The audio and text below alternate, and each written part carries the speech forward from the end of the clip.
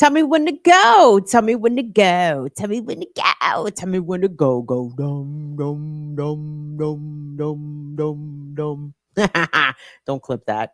Hey, good evening, everybody. Welcome to the Tuesday edition of Burn It Down with Kim Brown. This is a place where we set oppression ablaze. I'm very excited to be joined with all 15 of y'all in here at the moment. Hey, listen, we'll take a 15 party. Isn't that like kind of a good size for a soiree, a get together, a salon, as it were? 15 strong. We can do that. So thank you guys for coming in here. Big and little numbers. We will take it all. So we've got an interesting show on deck for you tonight. So per my call-in show Friday, big up to everybody that called in. What's up to my nephew Dawn? What's up, Vesper? What's up, Gigi Macha? Appreciate y'all calling up. And there was some stories that I wanted to get to last week, but I didn't. I held back on them because I'm like, God damn. Like for fuck's sake. Nobody needs bad news or nobody needs additional bad news. Though, unfortunately, bad news is something that cannot be avoided in this day and time. And honestly, it doesn't serve anybody not to discuss when vulnerable people are harmed, especially when those vulnerable people are Black and they are female. So, there's a couple of stories happening in the world that I'm like, yo, this should make me just shake my head. But it raises issues concerning grooming. It deals with issues concerning CSA. And y'all, sometimes I talk in the acronyms and in the code. Sometimes I don't, because I know not everybody is up on the code that many content creators are using in order to fly under the radar of, I guess, the censors and the suppression done by platforms like YouTube and even TikTok. But CSA is child sex assault. And the one story, they're both pertaining to that, but having to do with teenage Black girls, and the people that take advantage of them. And sometimes those people actually live within the same homes as they do. So a couple of these topics are going to be a little tough, but I think it's important that we at least put them on the record, as it were. So there's that. But I did want to start off talking about what is going to happen as Trump's inhumane deportation policies continue against undocumented migrants. And let me say this, it does not mean that the job opportunities are about to start flowing for Americans. Quite the contrary. In fact, an age old tradition of using incarcerated people and their labor, not only at the public level, not only do local state governments do this, but they are oftentimes leased out to the private sector. As you guys often know, that the private prison industry oftentimes farms out incarcerated people and their labor to multi-billion-dollar corporations. And then the incarcerated person's wages are thieved, we'll say, and they have no protection. So actually, Warren, let me give some shout outs real quick, and then we're going to get into the story. I believe I saw Swery Ferry in the building. I believe I saw two F's in the building. My nephew was in here. Dawn, you need to pass that, nephew. Pass some of that Cali chronic kush over here to your auntie. I'm dry at the moment, nephew. I appreciate you guys making the time. So come on in here. My fire famers. Big up to all the Fire Fam members, channel members. Yup, we love you. Come on in. Thank you so much. Let me pull up my document, as it were, everybody. Um, hey, hey, love it. What's going on, Miss J Free? Good to see you in here. What's up, Priestess Tapes? Somebody said David Silberg is in the building. Big pun has come through to bless us. Though not from Puerto Rico. not the other big pun, David from Boston, not Christopher Rios from the Bronx, different big pun. Who else we got up in the joint? Shout out to Latif. Big up to our mods. What's up to Courtney, Anna Hart, Mama Lorraine, Learn Life Abby, Dawn Bird, Afraid Not, my nephew, Davian Stoner Loner, Cindy Rose coming through. Love to see it. Thank you guys so much. We appreciate it. Brianna Arabia, KNS. Bienvenidos. Come on in here. We always here for good company. Coconut in the Corn, thank you so much. We appreciate all of our folks checking in from all over the place. You guys are the absolute bestesses with the festivus for the rest of us. So yeah, we've got an interesting show, guys. We live in very interesting times, guys. I got to tell you before I really get into my program here, I just wanted to say this. I'm kind of on like my prepper John, but like my don't know what the fuck I'm doing prepper John. I told you I got some water filtration bottles. I'm working on the ham radios, working on the solar power charging blocks. What else do we need when American society goes collapse, when it goes bye-bye? Bye-bye. What else do we need, y'all?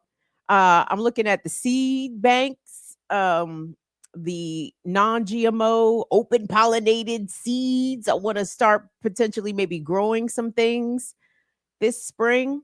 I've never grown jack shit in my life. I never even tried to grow weed, and I can do it legally here where I live. Shame on I. So I need to get into that. I got the fire blankets. What else? I actually need a quality knapsack to throw all my, bug out shit into. So anyway, don't forget La Pistola. and do not forget the pistol. Though, however, we had the pistol on deck way before we got the goddamn water bottles. We had the fucking pistol on deck. Why? Because these crackers don't be playing. Okay. So long as we clear. So anyway, speaking of the crackers don't be playing. Do me a favor, everybody. Smash that like button, would you please? It's Burn It Down with Kim Brown, Tuesdays, Fridays, 7 in the p.m. Eastern Time. We set oppression ablaze. We do's this by and large. So okay, we're obviously seeing the abandonment of humanity. And again, can I shout out to Renee Johnston? Shout out to Renee, because Saturdays with Renee, I checked it out as I usually do on Saturdays. And Renee raised an excellent point, especially responding to the press conference given by Newark, New Jersey Mayor Ras Baraka, where he went on about the raids and the arrests of undocumented migrants at Newark workplaces. And he went on and spoke very flowery about, is this America? I thought this was America, people. he gave us some version of that. And Renee was like, cool, nigga, but you did know that they was also raiding and arresting workplaces that had undocumented migrants last year. it's arresting undocumented migrants last year when your boy Joey B was sitting in the White House. I don't remember no flowery speeches about is this America, people, right? So shout out to Renee for reminding us of that blatant hypocrisy. But again, here we are with Trump's ICE forces and other federal agencies. By the way, I saw the pictures coming out of Chicago where it was the motherfucker, y'all, the clip that we played on Tuesday or whatever fucking day it was of the spokesperson for the Chicago public schools saying that agents came to the elementary school. Well, it was discovered that those agents were not, in fact, ICE agents. They were U.S. Secret Service and the Drug Enforcement Administration, along with the FBI. All them alphabet boys is tied up in doing these bogus ass fucking raids. Most of them are illegal because they do not feature warrants signed by a judge. But Who gives a fuck about law in America or the Constitution when Donald Trump is the president or any of these fucking crackers are in office for that matter? So anyway, so it's been a shit show. We're seeing hundreds, now approaching thousands of undocumented people being arrested, being deported, being separated from their families, seeing these federal agents go into very sensitive locales such as schools and churches. So what is the end game here? We've been saying on this platform and many others, of course, how integral migrants are to the US economy. They contribute literally billions of dollars annually, right? Not only through their labor, and motherfuckers be like, oh, well, they don't pay taxes. The fuck they don't. Yes, they do. I bet you they pay more taxes than Donald fucking Trump, which, by the way, the conservatives lauded him as a genius for admitting that he doesn't pay federal taxes. Howsoever, when it comes to the undocumented farm worker allegedly not paying what income taxes. Oh, they don't pay taxes. Oh, shut the fuck up. They pay sales taxes. They pay all kinds of goddamn taxes. So anyway, you, Donald Trump, the Trump administration, all the federal agencies being complicit in this, you are deporting a significant contributor to the U.S. economy. You are also deporting massive amounts of the U.S. labor workforce in sensitive areas, critical areas such as agriculture, food processing, construction, amongst others. So hold on. So there's that happening at the federal level, but also at the state level, there are a pair of bills that have been proposed in the state legislatures of both Mississippi and Missouri. Have you guys heard about these fucking bills? They're almost twin bills, okay? And we're going to play a clip that's going to give you the first part of the bill, which is kind of fucked up in itself. I think the one that we're about to look is coming out of Mississippi, though again, the one in Missouri is almost identical. But this package is going to leave out some very critical information, which when I saw the package, I'm like, why would they leave that out?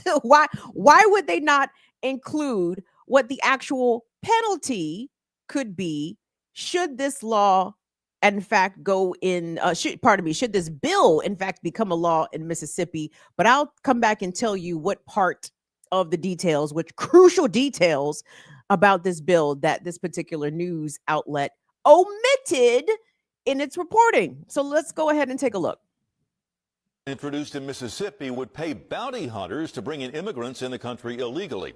This measure, House Bill 1484, is sponsored by Republican Representative Justin Keene. DeSoto County District Attorney Matthew Barton helped devise the plan, saying it would better enforce immigration laws. WRIG's Mike Sirianni has details. Is the immigration system broken? Absolutely, it is. Is this the way to fix it? No, it's not. It's just not a good idea. Mauricio Calvo, CEO of Latino Memphis, highly concerned about the introduction of a bill in the Mississippi legislature allowing for certified bounty hunters to round up illegal aliens. This reminds me of the slave patrols, where in the 1700s and 1800s, there's a group of militia that was hunting slaves. And I doubt that we want to go back to that. The ramifications of that were many that we're still suffering today. House Bill 1484, the Mississippi Illegal Alien Certified Bounty Hunter Program, offers a $1,000 reward to registered bounty hunters for each successful deportation they facilitate. The bill proposed by DeSoto County District Attorney Matthew Barton. I think that this could be a statewide program that would really help. December 2024, Barton telling WREG how he plans to get tough on illegal immigrants in DeSoto County through a bounty hunter program. Barton says will augment federal efforts. I've talked to ICE a few times, and they only have so many people working for ICE and the federal government. Barton citing an increase in the number of illegal aliens booked into the county jail. Calvo says Hispanics have played a positive role in DeSoto County's growth, and the bounty hunter program will dehumanize the Hispanic community. This is a really bad idea, and quite frankly, inconsistent with the values of many conservatives. They need to go to church on Sunday and ask their God, how does this align with their values? For your news leader, Mike Suriani, WREG News Channel 3. You know, gang, one thing that we need to leave behind in the last year and hopefully in the last century is trying to appeal to the humanity of racists and trying to appeal to their sense of Christian values, family values, conservative fucking values. You people don't have any values, okay? I'm talking about racists, of course. They have no values when it comes to looking at the value of a person, of a human who does not look like them and who may not share their same class status. And I can appreciate the Latino brother there, you know, in my information kind of being a bit ahistorical when he talks about the slave patrols. Like, this is reminiscent of the slave patrols, and those things had lasting consequences. Well, show me where the slave patrols ever stopped. Right? Like, when did the pursuing of Black people and harassment of Black people to determine whether or not they should have the right to be occupying any certain space? And that ranges. That space can be their own home. That space can be a public open area. That space can be a government building. Like, if Black people are not or just even their presence making others uncomfortable, that slave patrol energy comes right back, right? So I would say the slave patrol stuff has never left us. But y'all, what was not included in the package in this bill proposed by State Representative or State Senator Justin Keene in the Mississippi legislature, what was not included in the package was the penalty.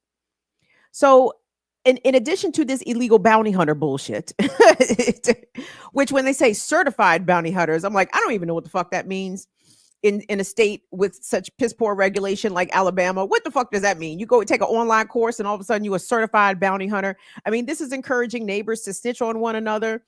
This is absolutely going to be used for disgruntled folks, I suppose, across the racial spectrum to snitch and tell on and antagonize and harass undocumented people, or basically non-white people if they are perceived to be other. Again, you as a non-white person, you have to demonstrate that you have authority to be somewhere, or you have the right to even exist regardless.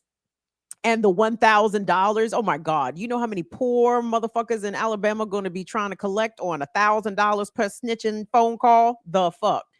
But what was omitted from the package? I know I've said this 1,000 times. What was omitted from the package is the penalty. And one of the penalties included in this bill for being undocumented, though I believe the language in the bill uses the verbiage of illegal alien, which I find just crackerish. I don't know. I can't even say offensive. That's some shit crackers say. And then illegal alien. Shut the fuck up. The language says that any, quote, illegal alien found to be within Alabama's borders and not having proper legal documentation to exist as an undocumented person in the state of Alabama, the penalty for getting caught for, quote, trespassing, which they are trying to make, again, simply existing as an undocumented person in Alabama, trying to criminalize that as criminal trespass. They want to make that a felony. And the penalty for being caught as an undocumented person in Alabama is going to be life in prison, natural life in prison, unless your sentence is commuted or you are pardoned by the governor, with no opportunity for probation, parole, or work release. And Missouri has a twin bill right now that is moving, I believe, through the Missouri Senate, and it's still out of committee, but I think it actually did well. I think they may have voted it out of committee in the Missouri legislature. It's almost the exact same bill, where simply being an undocumented person, being found in the state, would get you slapped with a felony trespassing charge, which would then commit you to life in prison. Now, this is what's fucked up. This is how the whites, the racists, cut their nose off to spite their face. And we've seen racists do this in America historically.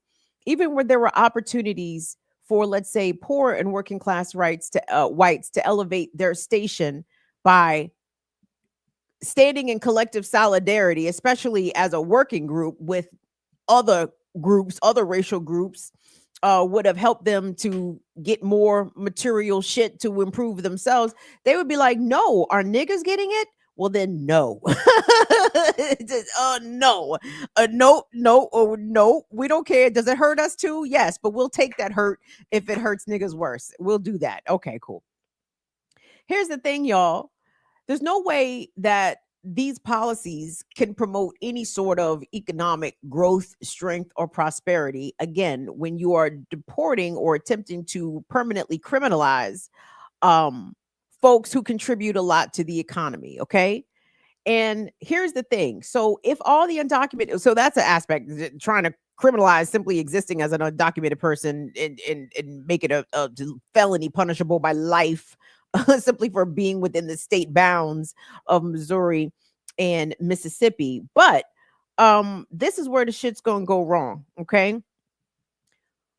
Because once you deport all the workers, and it's estimated in some of these industries like agriculture, like picking produce, that as many as 50% of those workers are undocumented. What's going to happen to all that produce, for example? What's going to happen to all that chicken at the processing plant that's not going to get processed because the undocumented workers are either too scared to come to work or they have already been deported? Well, those ranks are going to get filled by incarcerated people. Now, this is not a new practice in the United States, because using persons who are locked up is what replaced slavery after the passage of the 13th and 14th Amendment, right? 13th Amendment ended slavery, but then they said, oh, wait, but how about this? How about if we catch one of these criminal Negroes out here, we can reimpose lifetime servitude and exploit their labor for them for life. And everyone said, that's a great idea. So anyway, that's what happened. And that's what continues to happen. And if you think the practice of convict leasing ever ended, you'd be sadly mistaken. I want us, hold on, I'm gonna make sure I'm taking us to the right place here. But there was some reporting done by the Associated Press at the end of 2024. I believe the piece came out in December of 2024. And here's what happened, or here's what this investigative piece discovered. Actually, yeah. Well, I'm gonna go. No, let me go to the video first. My apologies. My bad, Will. Yeah, cue up the video. Because, hold on. Let me get back on track here. I lost myself, but I've been found. So the cat has been out of the bag for some time. Again, it's no secret that prison labor has been used to basically keep many parts of the U.S. economy propped up, right? You don't have to pay incarcerated people, or if you do, you pay them absolutely far below minimum wage. They have no rights as workers. They have no rights to complain. Sometimes in certain spaces, certain institutions, they don't even have a right to refuse to work, right? Lest they be punished. And it seems as though the judicial system seems very motivated to keep even persons who have so-called earned their freedom or served their time. They are very reluctant to let these people free, because they serve as the workforce in and around the community, right? Let's take a look at this clip from 2017. And many of you will probably remember this because it made the rounds when it was spoken about. And this is from, I believe, Louisiana. Is it Caddo Parish? Caddo? Does that sound right? This sheriff at the time in 2017, his name was Stephen Prater. And he said the quiet part out loud. And many people kind of like, Fuck you and fuck that ideology. But god damn it, at least you was goddamn honest about the shit. See, that's how I like my racism. You know what I'm saying? Be upfront with the shit. don't don't couch it in niceties and oh, you speak so well. I don't want to hear that shit. If you gonna think of me, you know what? Let me calm down.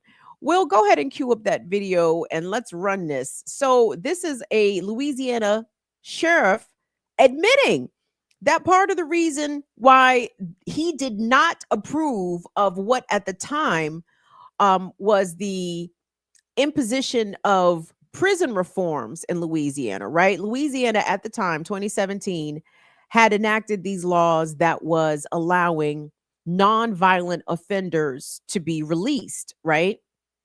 And this sheriff said, but we don't want them to be released. We understand that they have served their time. We understand that they are set to be released. But nope, we would love to hold them back with us in jail, denied their freedom because they're good workers. Will, let's go ahead and run that clip. Out there, I don't want state prisoners, okay? They are a necessary evil to keep the doors open, that we keep a few or keep some out there. And that's the ones that you can work. That's the ones that can pick up trash, the work release programs. But guess what? Those are the ones that they're releasing. In addition to the bad ones, and I call these bad, in addition to them, they're releasing some good ones that we use every day to wash cars, to change oil in our cars, to cook in the kitchen, to do all that where we save money. Well, they're going to let them out. They're going to let them out. How we gonna let out Mike? Like he's good at changing oil in the sheriff's deputies' vehicles. You can't let Mike out. I understand he's been serving 5 years for possession of 1/8 of weed, but we got to keep him back because he's one of the good ones. You can't let out the good ones. The Associated Press did a 2-year investigation in which they examined, specifically in the state of Alabama, the ways in which prison labor was being utilized, aka being exploited. And you can throw up the article, Will. Thank you so much. So one of the things and several of the takeaways, as you see there, is that during a 5-year period, in a very recent 5-year period or 2-year period in which data was examined by these reporters, they found that over 500 different companies in the state of Alabama had use of prison labor. They also found that, per what the Louisiana sheriff just alluded to, that a lot of these incarcerated people who are forced to work, by the way, are also put to work in governments, in city governments, local municipality governments, like picking up trash along the highways, like doing maintenance, like the sheriff just kind of outlined, maintenance on state and local government vehicles, a range of different duties, janitorial duties, all kinds of shit, cooking, all kinds of shit, right? Basically every fucking thing to keep a plantation going. You can assume that these incarcerated people filled one of those roles. But here's the kicker, right? So in addition to doing work in the public, so-called public sector, these incarcerated workers are obviously not paid a minimum wage or a fair wage at all. And when they are put to work for private companies such as Burger King and Best Western and a myriad of others, the state of Alabama takes 40% of their wages off the top, like a fucking pimp.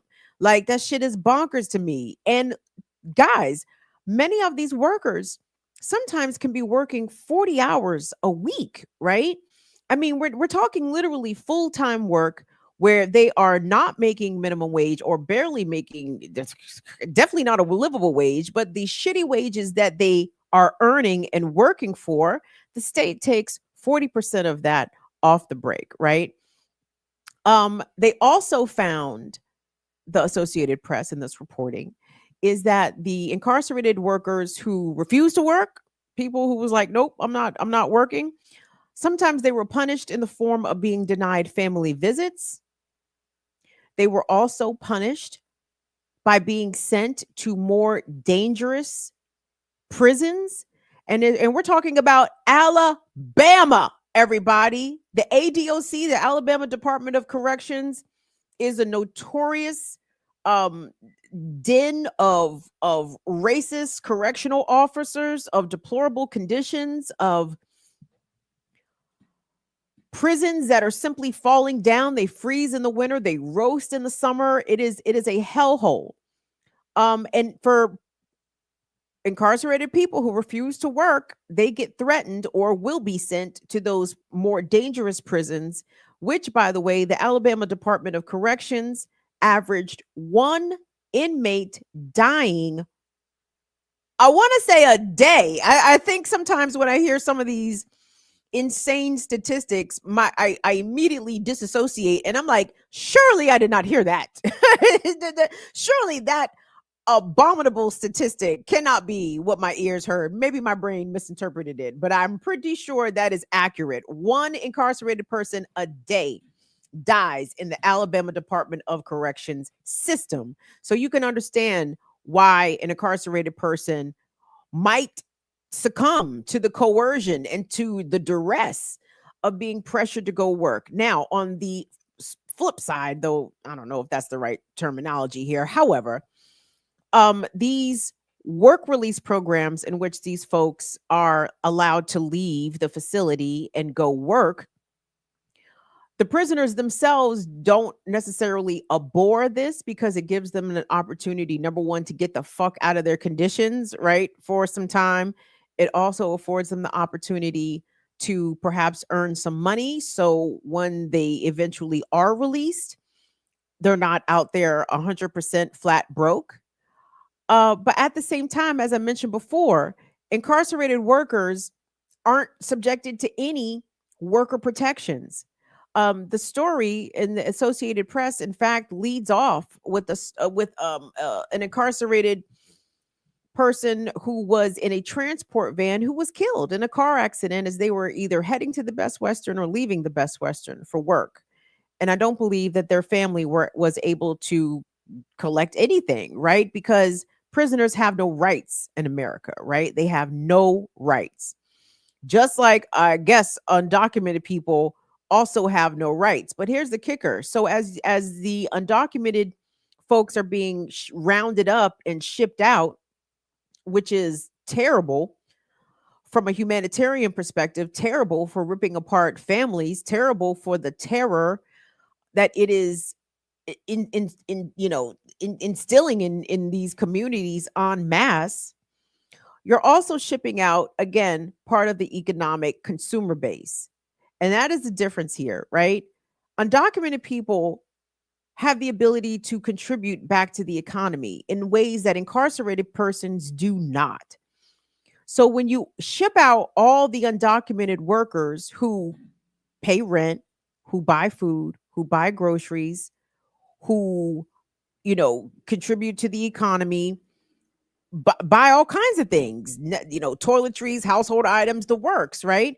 Compared to incarcerated populations that don't really have the ability to buy anything. They're not paying any rent. They're not paying bills. They're not going to the grocery store, as it were. So as America wants to swap out one source of cheap labor for an even cheaper source of labor, switching out the undocumented for the incarcerated, well, do you understand the kind of economic impact that is going to have? And trust you me, gang, I'm not one to be concerned with the economic impact. Okay. It's like, what the fuck ever. Stock market go up, stock market go down. I could give two fucking shits. But I do understand the way that dollars circulate locally in a community.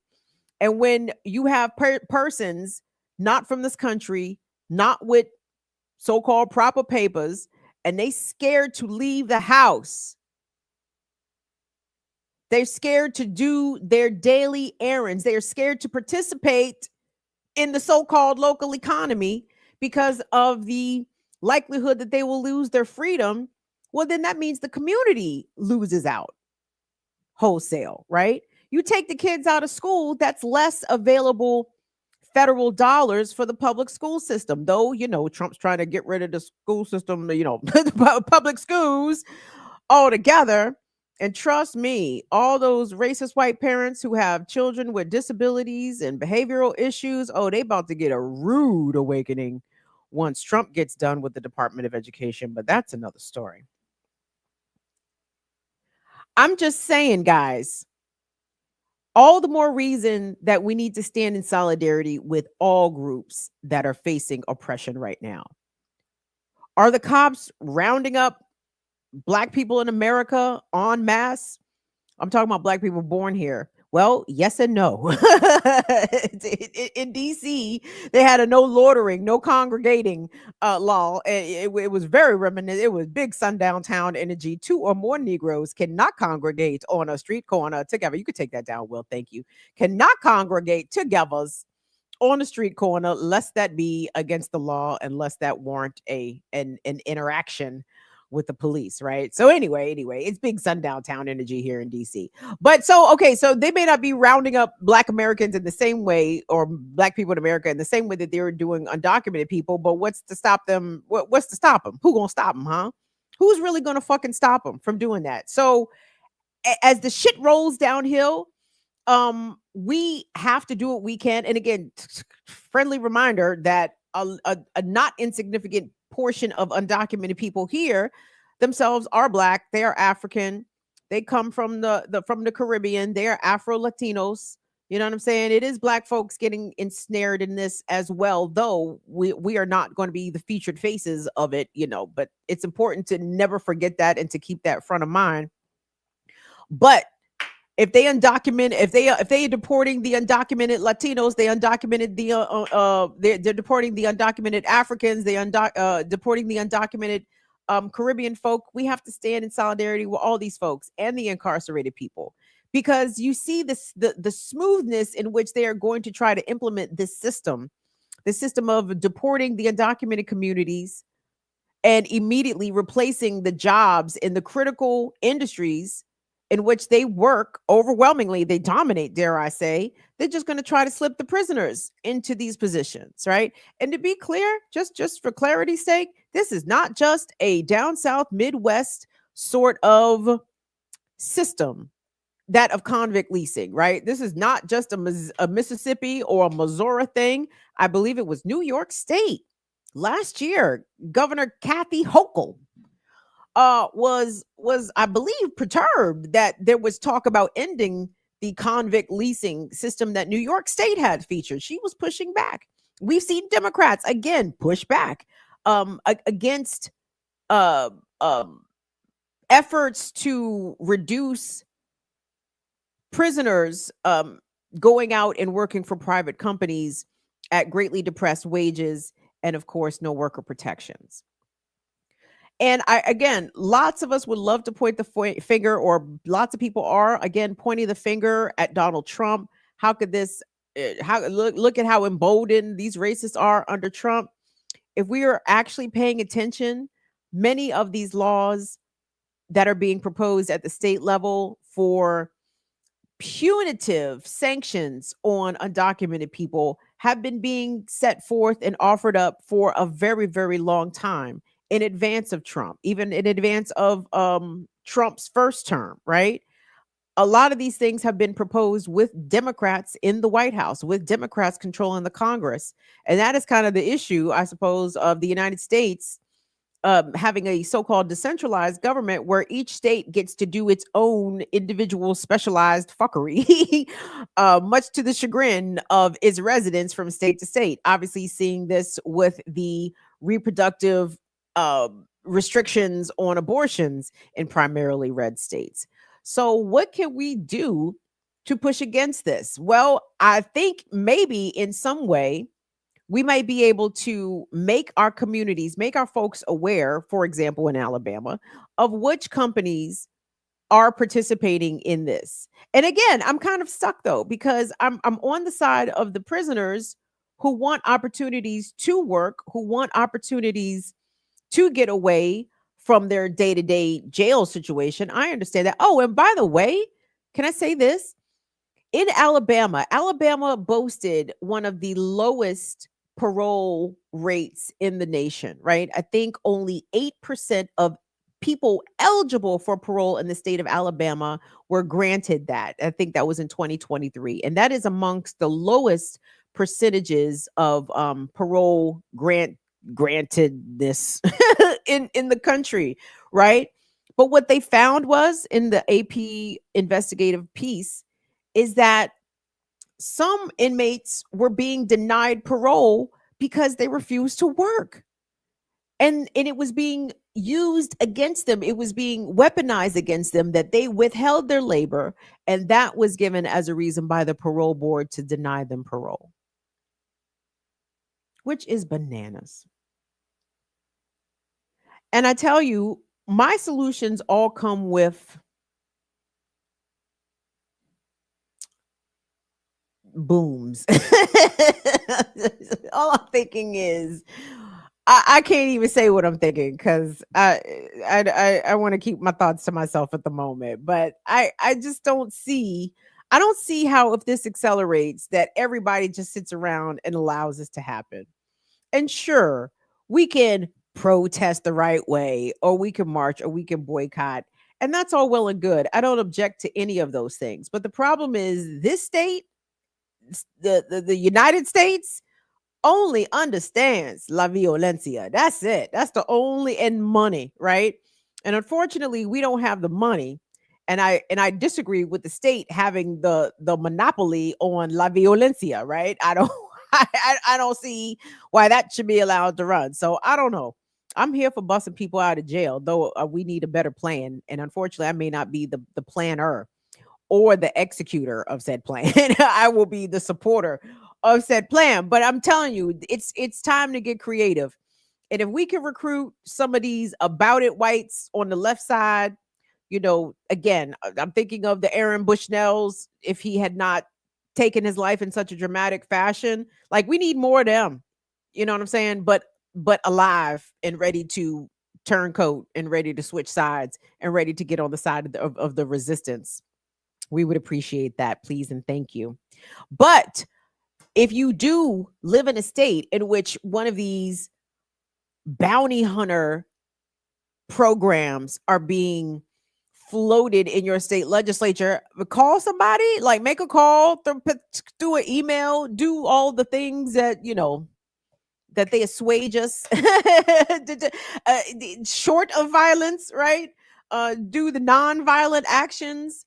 I suppose just as a demonstration of your opposition to what is being proposed out here. Because in the state of Missouri, for example, there has been a number of issues that the voters have in fact supported, but the legislature was like, we don't actually need to enact this or pass this. Yes, we understand this is the will of the people, but who the fuck are they? Like, I know some states it goes down that way, right? Where even shit that's put to referendum and passed by the people is either slow walked by the legislature or not enacted at all into law. So put the press in the ways that you can, support the organizations that are local and doing the rallying work and the petition work and all of that.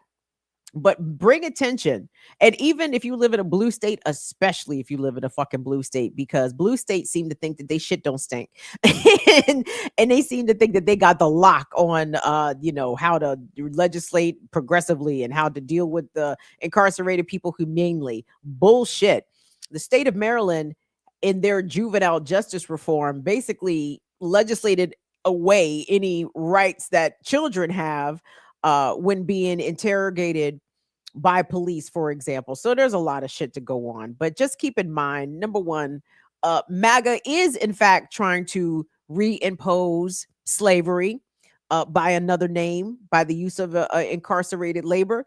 But to be clear, the Democrats help clear the deck for them to do such actions, for them to take such actions, and helped to continue an environment in which Trump's very fucked up policies around deportation weren't rolled back when Joe Biden got into office. He didn't do much to try to fight against those or ameliorate those. In fact, he made it more difficult for undocumented people to seek asylum and have legal claims here. So anyway, there's a lot there. But anyway, I just want to bring that up. I'm going to keep it rolling here. Thanks so much for everyone that's tuning in. You're watching Burn It Down with Kim Brown. Please engage with the video. Subscribe to the channel. I think we are 2,920 subscribers away from 10K. So if you're watching us for the first time or you haven't subscribed because you want some sucker shit, press the subscribe button, please, and thank you. We appreciate it. We take all of the free support, likes, subs, shares, chats, comments. Thank you so much for doing that. And of course, we accept your material support. Always welcome. BIDWKB. That's us on Cash App, Venmo, PayPal.me/BIDWKB. And also you can support us on Patreon at patreon.com/BIDWKB. Ebony sent some very generous Venmo support for Classical Breakdown. That is the show that I co-host with the one and only Doctor on Black Liberation Media. We host that Thursdays at 11 a.m. Eastern, where we break down the best of black music from the 20th century is my preference. But anyway, Ebony sent us some very generous Venmo support. Thank you so much, Ebony. Don't forget, join me in the Ear Doctor this coming Thursday, where I promise, because I do be lying, but I promise we will be doing LaBelle and Patti LaBelle, okay? Two separate artists. That it shocks me how many people do not know that Patti LaBelle was originally in the group LaBelle, right? And people be getting it could be, and I understand it could be confusing, but that's okay. We are here to clear up any confusion around LaBelle and Patti LaBelle. So join us on Classical Breakdown for that. We got trolls. Hey, what's up, trolls? Oh, you think I'm the R word? See, you lucky I'm Gen X and I'm a refined Gen X, because I would go, I would get back into the mud with my ableist slurs, but I'm a grown up, so I'm not gonna go there. Well, you can say what you want, beloveds. That's okay. Guess what? Elon ain't giving you no fucking jobs. Trump ain't giving you no fucking jobs, and your mama's not gonna be able to afford the price of eggs because she gotta cover all your costs, brokey. you sucking up all mama's good electricity in the goddamn basement, being on fucking YouTube and having JO sessions, using up all the Wi-Fi that you don't pay for. That's okay. I don't mind the trolls though. So big up to our wonderful mods. Mods is in here putting in work, hitting them with the high yow. I love it. Can we give a good shout out to Cynical? Said they need prisoners for the farms to pay less. 100%. But it's crazy because it's like they already don't pay the undocumented workers fucking shit, right? And so they're going to pay the incarcerated people even less. But the difference is you're not going to have those kind of workers contributing to the economy in any way, except in the pockets of the big corporations that are capitalizing off these next to nothing labor costs. Because that's how America got rich in the first fucking place, was off of stolen land that they didn't pay for, and stolen people, stolen lives, exploiting the lives of African people from the cradle to the grave. That's how America got money, not because America was fucking smart. Smart and savage, if that's what you mean, about that genocide. Again, this is why these people are low-level reptiles, the racist that is. You know what I'm saying? But anyway, trolls, if that's not you, then don't worry about it. Right. And super chat thanks to S. Barrows. Thank you. Sandra, thank you. Thank you so much. Thank you guys. Thank you for all your support. Appreciate you guys watching and tuning into Black Liberation Media as well. Trolls, you should go over to Black Liberation Media and free your mind, and your ass might follow. So anyway, I like to move along here. It's Burn It Down with Kim Brown. We do this every Tuesday and Friday, 7 p.m. Eastern time. Thank you all so much for joining me. BIDWKB. around the web. So these stories, it's a pair of them, and they're not easy. So let me give content warning and trigger warning for CSA. We went over what CSA was. And just shitty fucking conditions.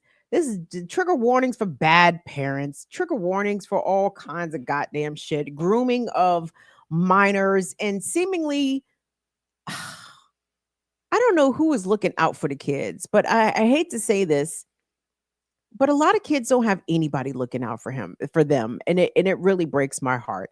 And sometimes their biggest enemies, their biggest ops, be their own family members, right? And a lot of people have experienced ranges of disloyalty and even deception, manipulation, whatever, from family members, but it hits different when it is flat out harm and neglect that can be lasting. And in some instances, not everybody makes it. So we're going to go first to a story out of Kansas. And the trial of this 40-something-year-old man, I want to say he's 42 or 43. Last name is Ingram. I think his name is Lawrence Ingram. We'll get his name in the package because Court TV has been following this. And I saw this pop up and I'm like, the fuck?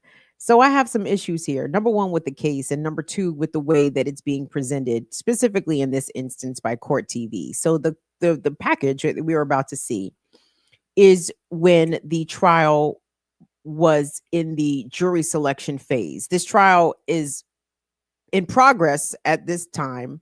So this package is a little dated, but the details are still applicable and accurate, and they're important that we hear them.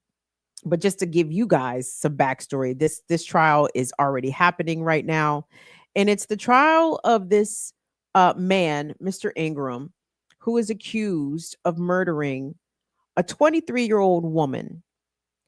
And this woman, I believe, recently gave birth to his child. They have a 3-month-old. There's a 3-month-old infant involved. And he is accused of second-degree murder. He claims that he killed her, shot her, because he mistook her for being an intruder. Okay. He's facing a trial for that right now. However, in 2024, I think it's 2024, in the past year or so, he was convicted on numerous counts of child sex assault against the murder victim's younger sisters. What is his relationship to all of these women, to these people, to these women and girls? Well, he, Mr. Ingram, was married to the murder victim's mother. The murder victim was his stepdaughter. And the way that Court TV frames this, it almost made me throw the fuck up when I heard them say it. And in their subsequent reporting, they keep referring to the case in the same way. They refer it to the stepdaughter turned wife murder trial. And I said, actually, Will, do me a favor, pull up the package and keep me in the corner and just be ready to pause it, because I can show y'all better than I can tell y'all. And when I was like ready to spit nails, and I'm thinking to myself, I don't know if a white girl in a comparable situation would be described in the same way. So let me calm down. Maybe it's just an outright misogyny, an outright disregard for woman, for female. Go ahead, Will, put me down, put the package up. All right, turning now. And Disturbing case. Yeah. Okay. So yeah. So go. I was not pleased to hear the way that this was set up, and in subsequent packages around this case, the reporters on Court TV have described it in a similar way, and it's abhorrent, especially when you consider the circumstances. So go ahead, Will, and play it, and I'll just say pause or whatever. So go ahead. All right, turning now to a very disturbing case out of Kansas where jury selection is underway in the stepdaughter turned wife murder trial.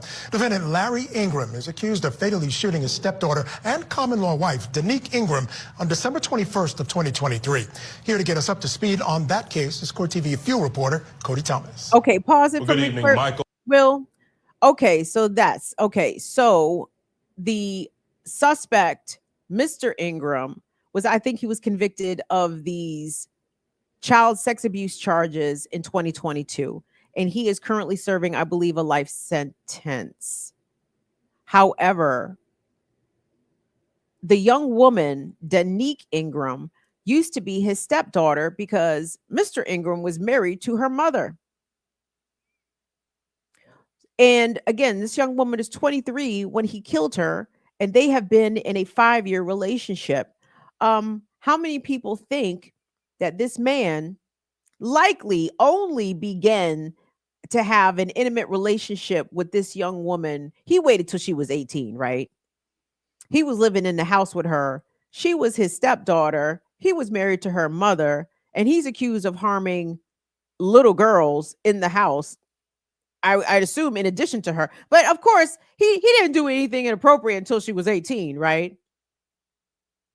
It's so weird that this is being framed as the stepdaughter turned wife. No, this sounds like the stepdaughter who was groomed as a victim, who was either coerced or forced into a relationship with a man whom she used to view as a father figure. But it goes on. Go ahead, Will. Thank you. Michael, this is definitely a bizarre and twisted story. Jury selection began in the case today against Larry Ingram Jr. with opening statements expected to begin tomorrow morning. Here's a little bit more insight into the details of this tragic case. Take a listen. Danique Ingram was just 23 when she was shot and killed in her own apartment with her 3-month-old baby nearby. The accomplished athlete was studying at Wichita State University with dreams of being a neurosurgeon. Police say they received a 911 call just after midnight on December 21st, 2023, from a man reporting his wife was shot in the chest. That man, 42-year-old Larry Ingram Jr., first told police he heard a noise, then shot Danique as she turned a corner because she scared him. But police say Ingram then changed his story to say someone had been slashing his tires and he was fearful of a home invasion, and he found Danique shot on the floor. But Danique and Larry had a troubled history. Larry was first Danique's stepfather, then common law husband, leaving Danique estranged from her mother. Stop it right there. Hold on. Like, I'm sorry. That is way too casual of a transition for me. Like that needs a tiny bit of more exploration. He was first her stepfather and then turned into her husband. Wait a fucking second. When? When did this happen? And I'm not exactly clear on the terms of common law marriages in the state of Kansas. I know in a lot of states you have to be cohabitating with a person for a certain amount of time. I think it can range from 2-3 years to as many as 10 years, depending on the state or commonwealth. In Kansas, I'm not clear on what the duration is, but the fact that the news, or rather Court TV, is kind of committed to sticking to this timeline that this girl, this young woman, whom was raised in some way by this man, Larry Ingram, to insinuate that they began a relationship only when she was 18 years old, and that to transition from being her stepfather to her husband is a very appropriate, very normal, very regular, very routine. Nothing to raise alarm bells about there. They were just, he was her stepfather and then he was her husband. Isn't that how that goes in all step blended families? Like, I'm sorry, just the way that this was just reported, just so casual and normal, as though this is an acceptable way for people to find themselves in relationship, to me was just fucked But anyway, go ahead, Will. Siblings. In a GoFundMe posted by Danique's mother after her death, Deneva Chandler writes Danique was held hostage for 5 years, abused both physically and mentally by her captor, with her whereabouts unknown. Ingram's defense is fighting to keep jurors from knowing that Ingram was convicted in December of 2024 of 17 crimes related to the sexual abuse of Danique's sisters, abuse that started when they were 10. Ingram faces life in prison in that case. In Danique's case, Ingram is charged with second-degree murder and violating an order of protection. He wasn't supposed to have contact with Danique because she was listed as a witness in her sister's case. And Danique's family has been outspoken on their claim that Ingram killed her so she wouldn't be able to testify in his trial, in his sex abuse trial, that is. But it's important to note that he is not charged with anything premeditated. Now, Ingram has since been convicted in that trial of 17 sex abuse crimes against his other stepdaughters, including rape, incest, battery, and aggravated assault. His attorney filed for those convictions out of this murder trial. And of course, our Court TV cameras will be in the courtroom once those opening statements begin tomorrow morning. Okay, so this trial is underway. Opening statements have already been done, and the defense from Larry Ingram is that he was afraid. He did not know who was in his home. He did not realize it was Danique.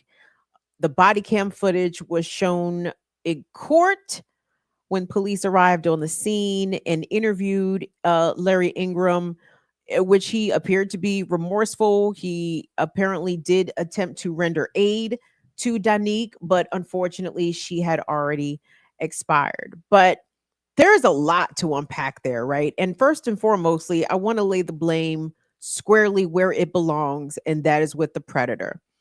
What a lot of parents, and especially single mothers, if you don't understand it, you need to understand it, that there are men out here who will try to get close to you, who will try to get in your good graces and appear themselves to be useful and helpful and supportive. And the whole time they are angling to get next to your children sexually. Okay. Like, there are pedophiles out here. There are men who have sexual attraction to children. Okay. Boys and girls. Okay. So don't think that if you're a single mother with sons that somehow you might be safer from the potential child sex abuser, because boys are on the menu as much as young girls are. But I do have questions, to be clear. The predator, Mr. Ingram, Larry Ingram, 43 years old, deserves all the heat, all the smoke. I hope he's having a terrible time in jail. And once he eventually gets sentenced to the penitentiary, I hope they give him the Chomo treatment that he absolutely has deserved. Okay. At the same time, I do want to say that single mothers in particular have to be very vigilant about protecting their kids and about allowing strange men, stranger to your children, right? Allowing them access to your kids. Oh, he's just going to go pick up the kids from school. He's going to take them to practice. He's going to drop them off. Oh, he's going to get them and cook dinner for them until I get home. And it sounds good because you're getting help, but you don't know into whose arms are you delivering your vulnerable, basically helpless children.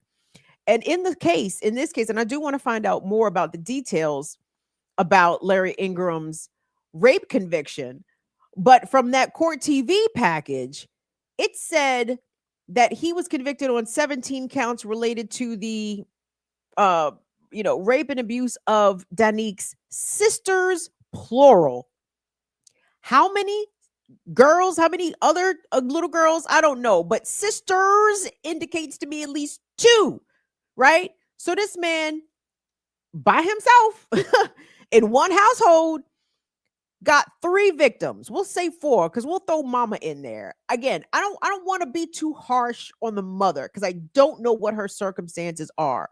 But I just will say that far too many too many. I can't quantify what the actual number of too many is, but one is too many, right? Far too many single mothers have found themselves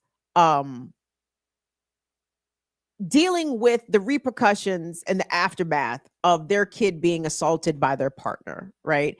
And oftentimes, sometimes these single mothers miss the signals altogether.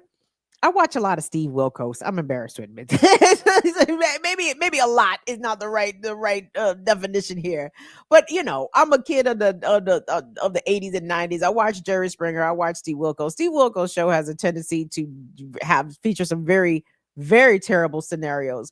But in the cases where it is a man predator coming in as the partner of the single mother, and then he ends up somehow harming the kids, it ends up being that the child, it reports and is not believed by the mother, or the mother misses the signals that something is awry with the kid, usually the daughter. Oh, well, she started acting out. She started running away. She started getting in fights. She started getting put out of school. And I couldn't deal with it. She was out of control, while doing nothing to try to examine or get to the bottom of why all of a sudden your daughter is acting out, right? Or she became promiscuous or whatever the fuck, right?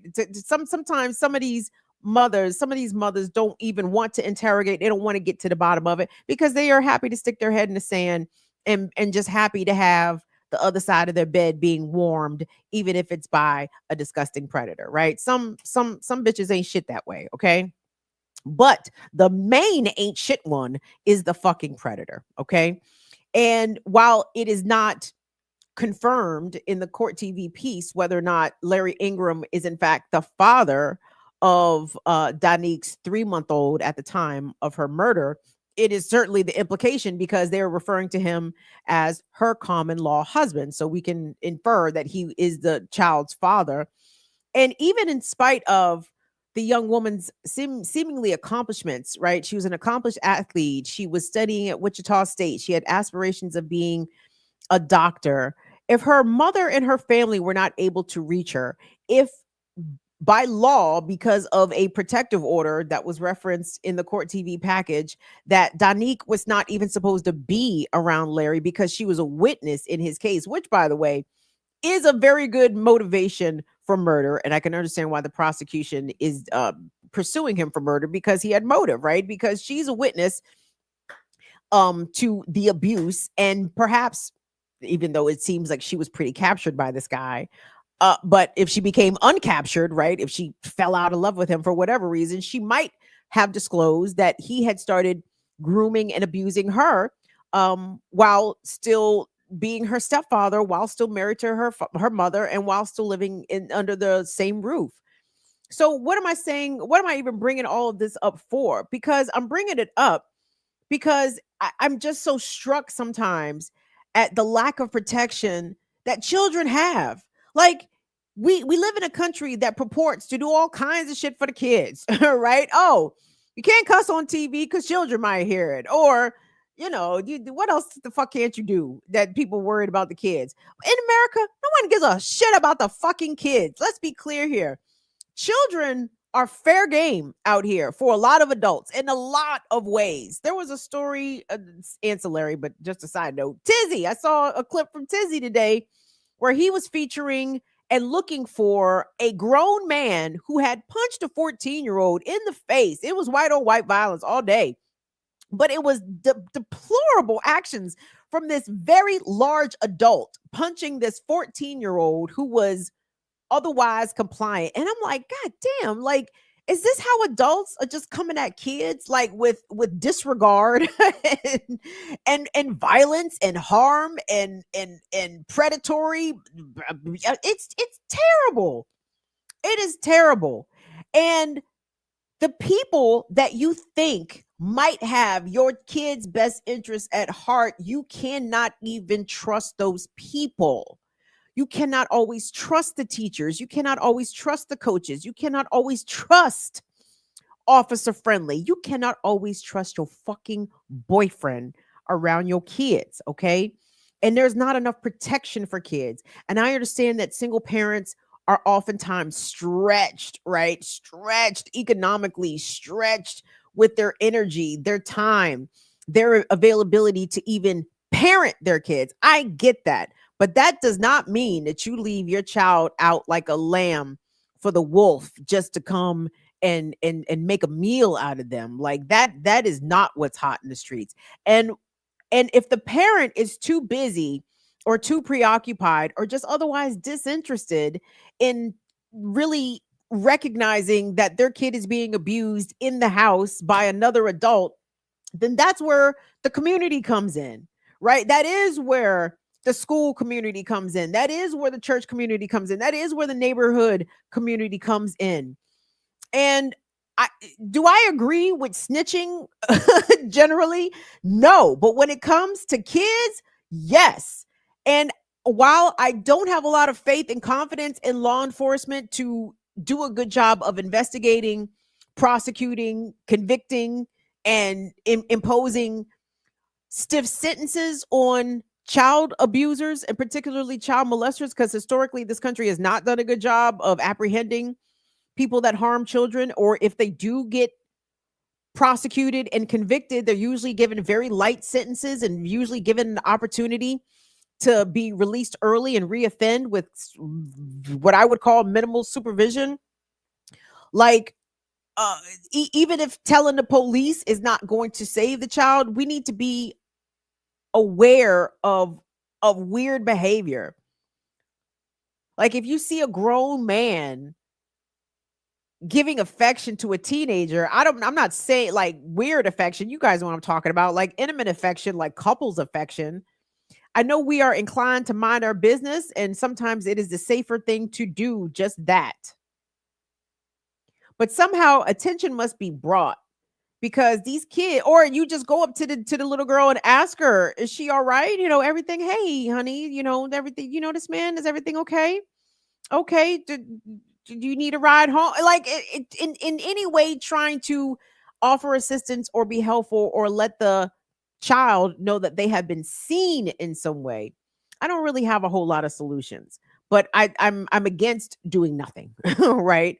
So I will keep y'all updated on this particular case, because either way, Larry Ingram is going to jail again for the 17 convictions. Like the package just said, he has not yet been sentenced in the child sex abuse of Danique's sisters. He's currently facing murder charges right now in Danique's unaliving. But I'll keep y'all posted, because that's a disturbing case. The other case that I wanted to take a look at also involves a Black girl, a teen, being harmed by members of her family. And this comes out of Oklahoma. And can I say this real quick? I don't know what conversations around child sex abuse and even incest look like in other communities. I know Black folks, we tend to think that, you know, family members sexually assaulting other family members, we tend to think that shit that white folks do. You know what I'm saying? Like that's a bad trope and bad stereotype of, let's say, Appalachia white folks, backwoods white folks, you know, kissing cousins, etc., uncles, nieces, like very inappropriate shit. And then in online pornographic searches, like you guys see how much like weird shit comes back? I'm like, I'm just trying to find regular shit. But I'm just trying to find regular consenting adult man woman shit. Like, why am I getting suggested all this shit that I am not interested in? Like, this is not, I am not digging step mother inside. No. No, thank you. Just give me the regular boring vanilla hetero shit, please and thank you, with adults. Thanks so much. People who are not kin to each other, please and thank you. That's all. But it just goes to show you how pervasive this shit is in the culture, right? Like, this is, it's out there, and it's not just shit that white folks do, even though sometimes as Black folks we seem to think that is not the case. And this is a story coming out of Oklahoma, y'all. And again, warning. But because The victim is a black girl. This is why I'm telling y'all this, okay?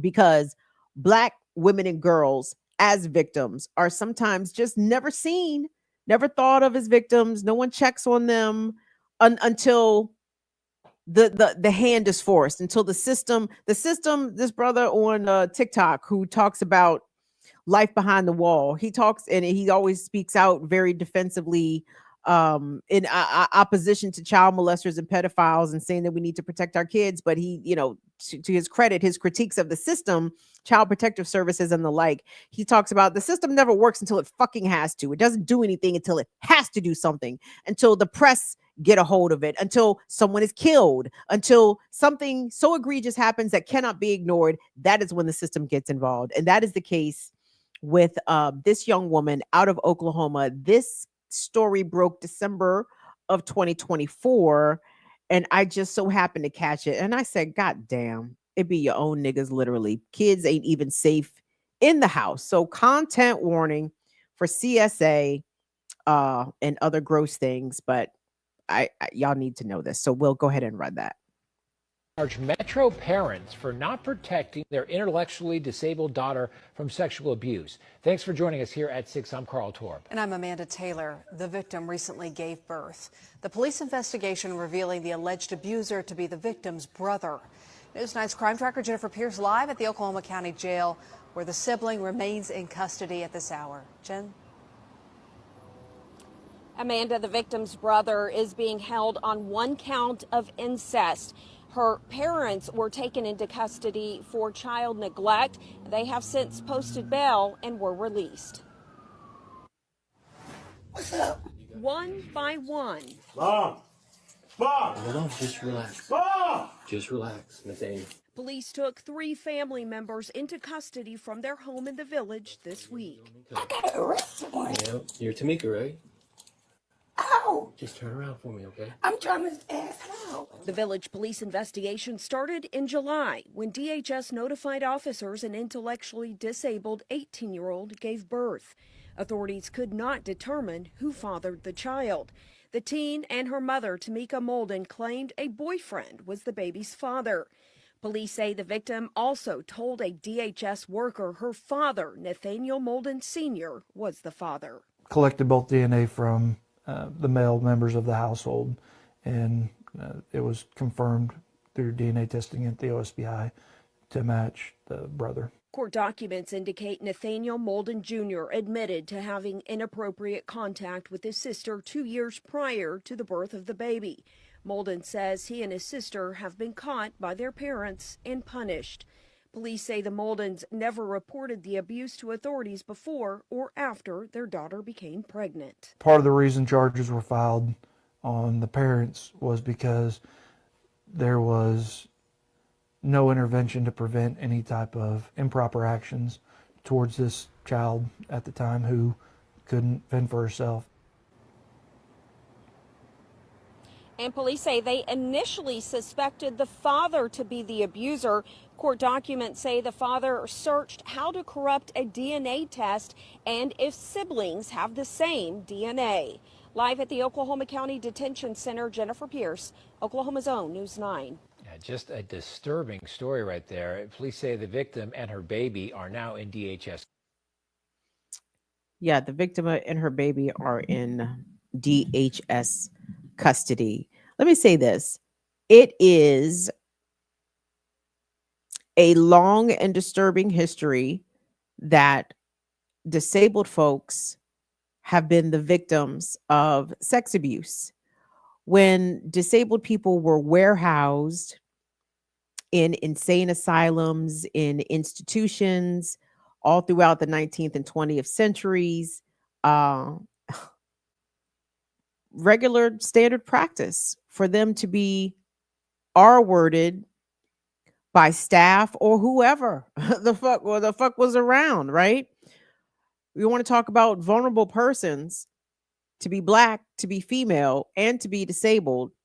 And what this young woman's disability is, I can't say, but obviously it had to have been noticeable, right? For the hospital staff to be like, how did this young woman end up pregnant, and who impregnated her?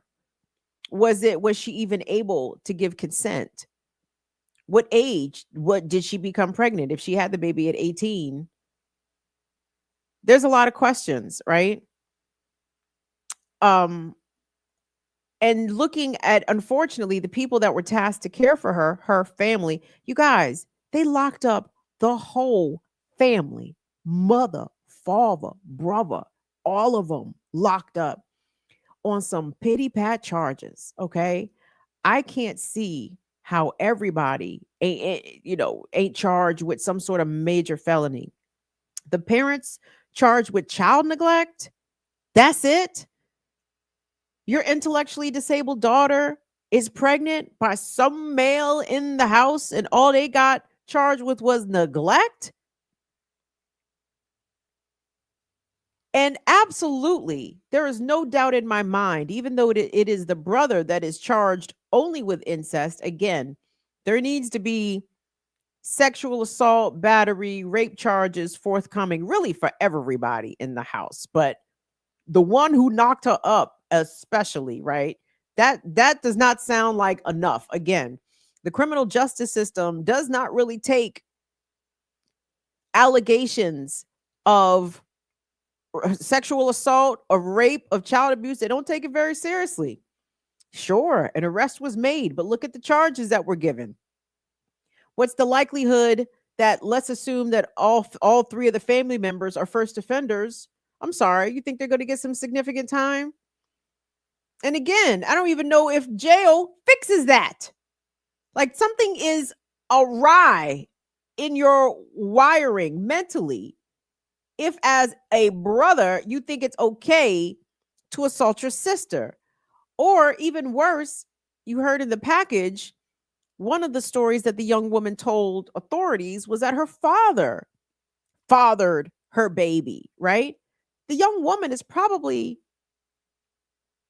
not giving false information, even though the brother was determined by DNA to have actually fathered the baby.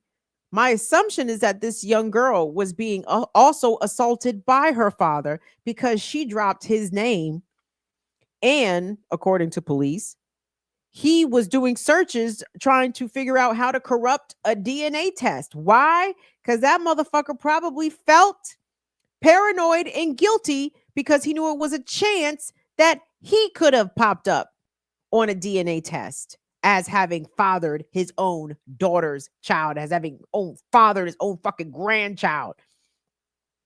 And as disgusting and as reprehensible as all of us are in hearing a story like that, I'm sure we probably even lost folks. Motherfuckers left the show, left the chat after hearing some shit like that. I don't blame you. But we would be remiss if we were to pretend that this doesn't happen in people's houses, that this doesn't happen in regular ass black folks' houses. It does. There are grandfathers assaulting granddaughters. There are uncles assaulting nieces. There are brothers assaulting sisters. We have to figure out, number one, how to protect victims. What can we do to intervene? You know what I'm saying? What can we do to help, to rescue, to save? But also, how do we identify the groomers? How do we identify the pedophiles? Like, I wish, and maybe, I'm sorry, I'm not to get woo-woo here, but this just popped into my mind. Like, maybe the fucking child abusers, maybe they give off a certain color aura. Maybe we need some some credible aura readers. No, that motherfucker's over there glowing magenta. You better watch all the children in this person's care, because their aura is fucked up. Like, there has to be some sort of marker.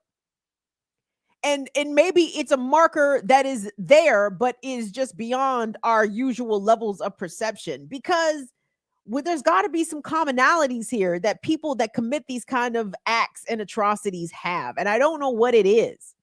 Clearly, it's not a guilty fucking conscience, right? But these people, these victims, these young women, these young boys, these young men, they need help and they need protection. And it breaks my heart that this young lady could not find protection in her home. She was not safe around her sibling. She was not safe around her father. Her mother knew what was at least at minimum happening with the victim and her brother, and her mother provided her no safety, no safe harbor. That kills me. That just absolutely breaks my heart, right? And for this victim to be developmentally disabled or intellectually disabled in some way, like, that's part of the reason why she was selected as a target, as a victim, because who was going to believe her? Who was going to believe any story that she said? Because guess what, guys? Want to know one of the things I found out since becoming disabled? Oh, yes. My word isn't worth anything. How can I be counted on as a reliable source for anything? You're disabled. What the fuck do you know? You probably lying, or you didn't perceive what you thought you perceived, or your disability interfered with the way that you received certain information. Of course, you're not credible. You're stupid disabled. That's real, by the way. That's real. So it kills me that even if this young woman attempted to tell somebody before becoming pregnant, before giving birth, that she probably wasn't going to be believed anyway. And also, because living in a state like Oklahoma with limited access to reproductive services, right? Ain't no abortion in Oklahoma, forget it. If the young woman realized that she was pregnant, what would she have had any recourse been available to her? Would any doctor given her an abortion if they knew the circumstances? And that is the problem with these bullshit anti-abortion states that say, well, with the exception of rape or incest. How does a victim or survivor of rape or incest go about proving that to the satisfaction of law enforcement or to some court before they are compelled to give birth to their rapist babies? Like, how does one go about proving that I was raped or that I became pregnant through incest and still be given enough time to terminate the pregnancy? It's a trap. These rape and incest options are false. They don't really exist. And for those that find themselves the victims of rape or incest, who find themselves living in abortion restrictive states, guess what? You're just going to have that rapist baby. You're going to have your father's baby, because the law said so. Because the fetus has a heartbeat. So now your life is ruined when your consent was never given, ignored, or whatever, and someone violated you and impregnated you, and there's nothing you can do about it. Thanks, conservatives. Great job. Way to go. We appreciate that. I want to be a platform here that comes with solutions. But all my solutions end in blood, y'all. Like, I don't have good organizational strategy. I don't think that, we got to be looking at the legislative calendar and figuring out which seats are vulnerable coming up in the next midterms and how are we going to vote. No, I think we need to resolve these kinds of problems with force and violence. For the parents and the brother of this young woman in Oklahoma, force and violence. That's the only thing I can say. Because the criminal justice system is not going to do much, if anything. That's why I appreciate, in some instances, prison justice, jail justice. Because for those that offend and harm women and children, I appreciate that there are brothers behind the wall that is not going to let that shit slide nor stand, and will take great personal risk to their own situation to enact a little bit of penitentiary justice on a child molester or on a pedophile. I respect it. In fact, I wish we could be disclosed a list of names of incarcerated people who have taken matters into their own hands behind the wall and either unalived or greatly fucked up a child molester or pedophile. Like, those people need our support. And I say that with a straight fucking face. I mean that shit. You do harm to a chomo behind the wall, we need to know your pin number, my nigga. We need to know what the fuck, what's your DOC serial number, so we can throw something down on that books, so you can get something nice to eat at the canteen. You deserve it. We appreciate those kinds of actions. That's the kind of vigilante justice we're here for. All I can say, guys, is just look out for the people, especially the children in your orbit, in your sphere, in your circle, because there are bad adults out here. And a lot of them are our fucking age. Again, blows. I mean, I guess I shouldn't be shocked that predilections for child sex abuse obviously span generations. It spans the centuries. It's been happening for a very long time. It just really frowns my face up when I hear 45-year-old so and so accused of molesting. Why? What did there's adults? Go find you a consenting adult. What in the world is wrong with y'all going after kids? It's weird, and I don't rate it. And I wish nothing but bad things to befall those that would harm kids in their care in any way, shape, or form. So, guys, that's going to be the show for tonight. However, do me a favor, like the video before you roll out. Subscribe to the channel. Again, we're on a quest for 10K all the way, right? And our good brother Will would like to speak to the people and address the folks, because Will is involved in something that I think that we all should be supporting. So, Will, when you are ready, come on down. Yo, what's up? What's up? Look at him. Pretty Ricky, what they used to call him. How you feel, brothers? I'm good, man. I'm good. Starting off the year great. Starting off with some exciting things. So I'm here. First, thank y'all for all y'all support. Definitely like and subscribe and all of that. It makes it worth it. All the things that you guys add to it. So thank y'all for doing that first. Second is I'm working on some exciting things as far as 2 projects I'm working on. 2 film projects. For people that don't know, I'm a filmmaker here in Baltimore, organizer, creative, art teacher. So first project I'm doing is I organize in West Baltimore, and we organize with Eddie Conway and things like that. So the first one involves food insecurity in West Baltimore, and some of the things people are doing on the ground level to resolve those issues, and just talking about the things that the city is doing around that. So how I'm connected to that is that for 10 years I've been working with Tubman House and Necessary Means, and we built a farm in West Baltimore right across the street from where Freddie Gray was murdered by the police. And so yeah, we had that for a couple years, and I have my camera always with me, so I just documented as much of it as possible. And it's just, I just want to share some of the things that I captured and some of the things that I learned from it, and all basically make it all encompassing and how it connects to food disparity and things like that in West Baltimore. So that's the first one. So I'm excited about that. I'm gonna put the link in the chat, please. You can help out, get that circulated, and like the video that's in that too.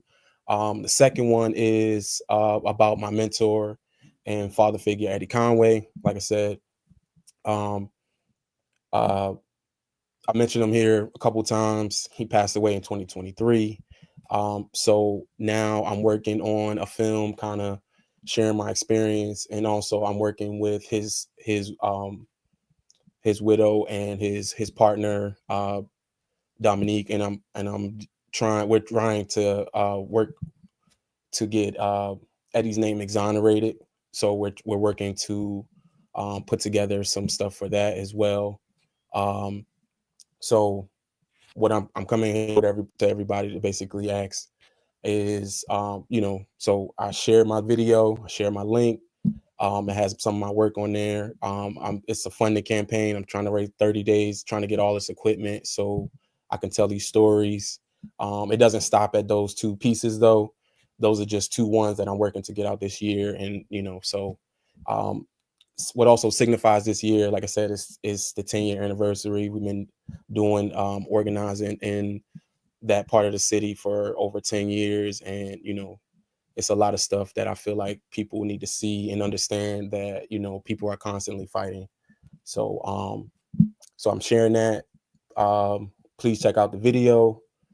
Share it with your friends, even if they, share with somebody that even might be interested in, some of the work and things like that that I'm doing. So thank y'all. And thank you, Kim. And, thank you for always sharing your story and the stories that you do. But yeah, that was all, y'all. Y'all have a good night. Thank you, Will. And for those that are watching and may not know, Eddie Conway was a former Black Panther. He was a political prisoner. He was incarcerated in the state of Maryland for 46 years, Will. Is that accurate? 46 years? 44? Exactly. 44. Like 43 in like 11 months and something like that. Eddie Conway was incarcerated unjustly for 43 years. He was released maybe about 10 years ago and then passed away last year. So Eddie served as a father figure, not only to Will, but to many in the Baltimore community, because as soon as Eddie was released from jail, he hit the streets running, immediately organizing, trying to fill the needs that the community of West Baltimore in particular was desperately in search of. And one of those, it's a food desert. So he started the garden over there at Tubman House, growing food, teaching people how to grow food. And Will was along for that ride and has continued that work even since Eddie's passing. So Fire Fam, if you guys are able to support Will and his efforts, we got to get his fundraiser funded so my bruv can have the equipment and the tools needed to put out the kind of project that he has envisioned. So any support you can give would be appreciated, and click the links. And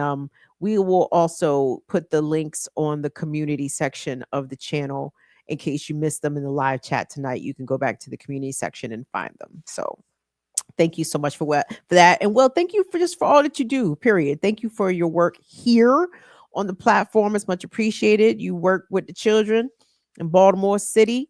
We appreciate you doing that. And we appreciate the love that, along with Tubman House and other organizations, and inspired by Eddie, that you continue to do for the folks of Baltimore, man. Thank you for being who you are.